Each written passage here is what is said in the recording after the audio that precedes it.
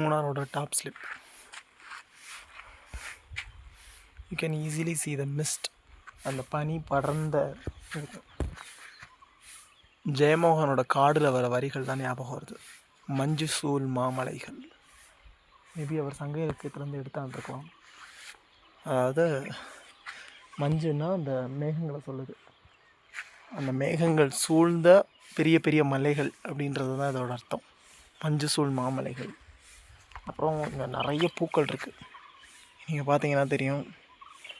Like இந்த மஞ்சள் கலரில் இருக்க பூ காட்டு சூரியகாந்தி.